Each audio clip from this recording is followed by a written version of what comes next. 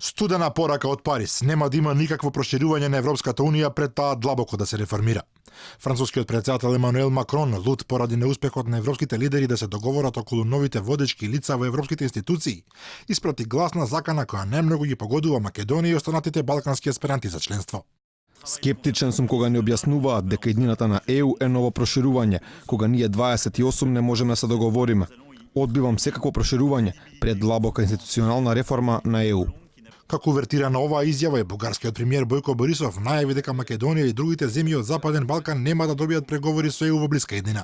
Сред разговорите за избор на нови европски власти, коментирајќи дека бугарката Кристалина Ѓоргиева отпаднала од трката за заменик на Федерика Могерини на местото висок представник за надворешна политика, Борисов рече дека многу веројатно нема да има покана за земјите од регионот, а Бугарија не сака да биде обвинета дека токму таа го попречува проширувањето.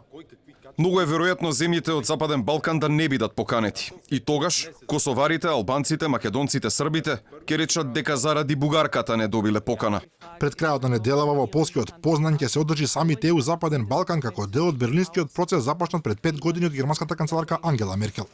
Канцеларката која и самата ќе присуствува на самитот повтори дека регионот има европска перспектива, но дека патот е долг и исполнет со камења. Големо прашање е дали на самитот во Познан ќе се случи нешто друго освен повторување на заложбите за европска интеграција на македонското соседство, а нашата земја рече се известно ќе чека барем до октомври за евентуално да добие датум за преговори. Сепак иако постојано се повторува дека заради европските избори и песимизмот во неколку важни европски центри процесот на проширување е блокиран, во пракса се покажува дека блокадата не важи за сите.